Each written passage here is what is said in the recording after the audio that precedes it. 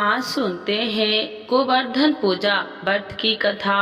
तो एक बार बोलिए प्रेम से विष्णु भगवान की जय, लक्ष्मी माता की जय, राधे कृष्ण भगवान की जय। गोवर्धन पूजा की पौराणिक कथा के अनुसार द्वापर युग में एक बार देवराज इंद्र को अपने ऊपर अभिमान हो गया था।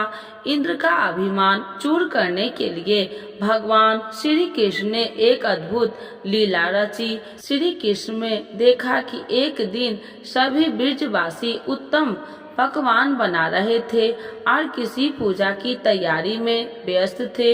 इसे देखते हुए कृष्ण जी ने माता यशोदा से पूछा कि यह किस बात की तैयारी हो रही है। श्री कृष्ण की बात सुनकर यशोदा माता ने बताया कि इंद्र देव की सभी ग्रामवासी पूजा करते हैं, जिससे गांव में ठीक से वर्षा होती रहे और कभी भी फसल खराब न हो और अन्न धन बना रहे।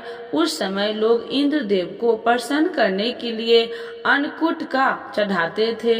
यशोदा माता ने कृष्ण जी को यह भी बताया कि इंद्र देव की कृपा से ही अन्न की पैदावार होता है और उनसे गायों की चारा मिलता है। इस बात पर श्री कृष्ण भगवान ने कहा कि फिर इंद्र देव की जगह गोवर्धन पर्वत की पूजा होनी चाहिए, क्योंकि गायों को चारा वहीं से मिलता है और इंद्र देव तो कभी प्रसन्न नहीं होते और न ही दर्शन देते हैं। इस बात पर ब्रज लोग इंद्र देव की जगह गोवर्धन पर्वत की पूजा करने लगे। यह देखकर इंद्र देव क्रोधित हुए और उन्होंने मूसलाधार वर्षा शुरू कर दी।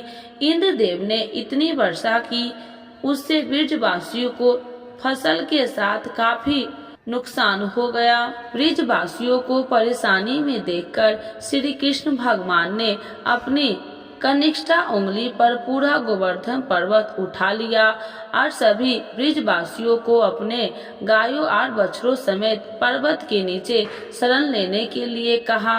इस बात पर इंद्र कृष्ण की यह लीला देखकर और क्रोधित हो गए और उन्होंने वर्षा की गति को और ज्यादा तीव्र कर दिया। तब श्री कृष्ण भगवान ने सुदर्शन चक्र से कहा कि आप पर्वत के ऊपर विराजमान होकर वर्षा की गति को नियंत्रित करें और शेषनाग से कहा आप मेड़ बनाकर पानी को पर्वत की ओर आने से रोके। इंद्र लगातार 7 दिन तक वर्षा करते रहे। तब ब्रह्मा जी ने इंद्र से कहा कि श्री कृष्ण भगवान विष्णु भगवान अवतार है और उन्हें कृष्ण जी की पूजा से सहला दी। ब्रह्मा जी की बात सुनकर इंद्र ने श्री कृष्ण भगवान से क्षमा मांगी और उनकी पूजा करके अन्नकूट का 56 तरह का भोग लगाया।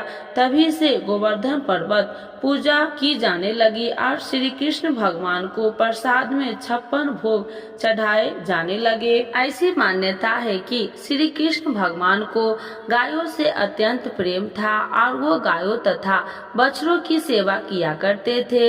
यह भी माना जाता है कि गायों का गोबर अत्यंत पवित्र होता है, इसीलिए इसी से गोवर्धन पर्वत बनाना और इनका पूजन करना भी फलदायी माना जाता है। इस दिन गोबर से गोवर्धन पर्वत की आकृति बनाई जाती है और इसके चारों कोनों में करवा की सीकें लगाई जाती है।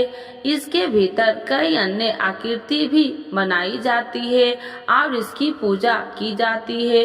गोवर्धन के दिन गाय की पूजा का महत्व है। ऐसा माना जाता है कि इस दिन जो भी गोवर्धन की पूजा इस कथा का पाठ करता है या सुनता है, श्रद्धा पूर्वक गाय के गोबर से बने पर्वत की पूजा करता है, उसकी सभी मनोकामनाओं की पूर्ति होती है। तो एक बार बोलिए प्रेम से विष्णु भगवान की जय, लक्ष्मी माता की जय, राधे कृष्ण भगवान की जय।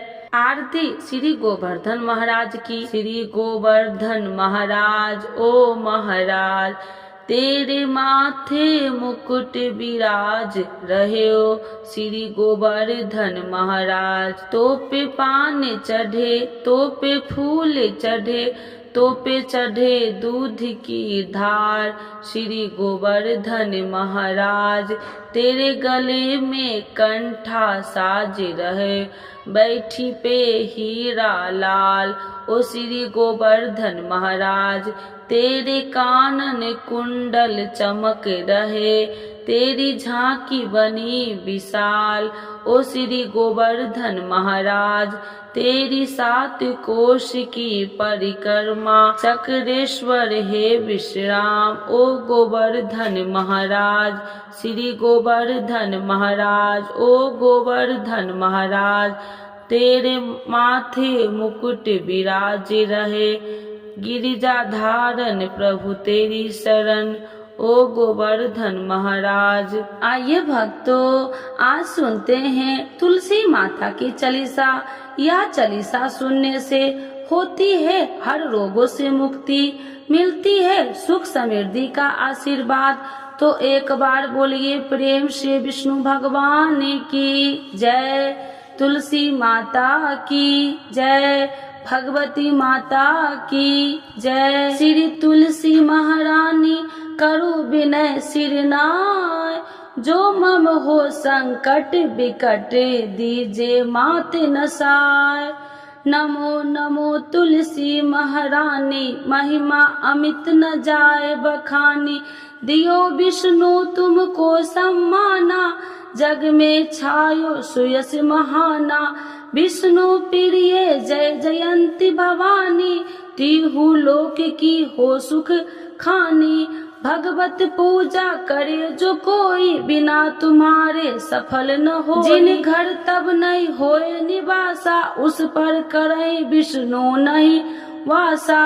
करे सदा जो तब नित सुमरन, ते ही के काज होए सब पूरन। कार्तिक मास महात्म्य तुम्हारा, जाको जानत सब संसारा। तब पूजन जो करे कुमारी, पावे सुंदर वर सुकुमारी। करे जो पूजा नित प्रति नारी, सुख संपत्ति से होए सुखारी।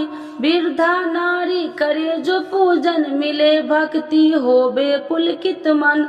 श्रद्धा से पूजे जो कोई, भव निधि से तर जावे सोई।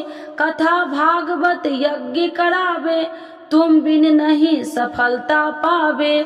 छायो तब प्रताप जग भारी, ध्यावत तुम्हि सकल चितधारी। तुम्हि मात यत्र तंत्र में, सकल काज सीधे होवे क्षण में।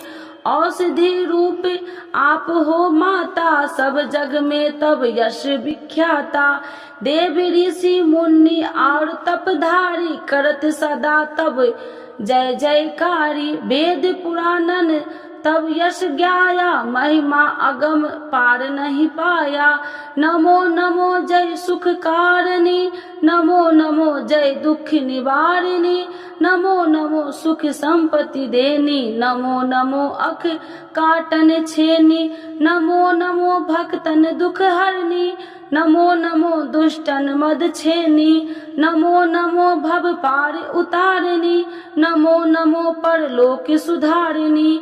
नमो नमो निज भक्तन उबारिणी, नमो नमो जन काज सवारिणी। नमो नमो जय कुमति नशावनी, नमो नमो सब सुख उपजावनी। जयति जयति जय तुलसी माई, ध्याऊ तुमको शीश नवाई। निर्जन जानी मोहि अपनाओ, बिगड़े काज आप बनाओ। करूँ विनय मैं मात तुम्हारी, पूरन आशा करूँ हमारी। शरण चरण कर जोड़ी मनाओ, निस दिन तेरे ही गुण गाऊं। करहु मात यश अब मोह पर दाया, निर्मल होए सकल मम काया। मांगू मात या वर दीजे, सकल मनोरथ पूरन कीजे। जानू नहीं कुछ नेम उचारा, क्षमहु मात अपराध हमारा। मास करे जो पूजा, ताशम जग में और न दूजा। प्रथम ही गंगा जल मंगवावे, फिर सुंदर स्नान करावे। चंदन अक्षत पुष्प चढ़ावे, धूप दीप नैवेद्य लगावे। करे आचमन गंगा जल से, ध्यान करे हृदय निर्मल से। पाठ करे फिर चालीसा की, स्तुति करे माते तुलसी की। यह विधि पूजा करे हमेशा, ताके तन नहीं रहे कलेशा। करे मास कार्तिक का साधन, शोभे नित्य पवित्र सिद्ध होई जाई। है यह कथा महा सुखदाई, पढ़े सुने सो भव तर जाई। यह श्री तुलसी चालीसा, पाठ करे जो कोई। गोविंद सो फल पावही, जो मन इच्छा होई। तो एक बार बोलिए प्रेम से विष्णु भगवान की जय, तुलसी माता की जय, भगवती माता की जय, सर्व देवी देवताओं की जय।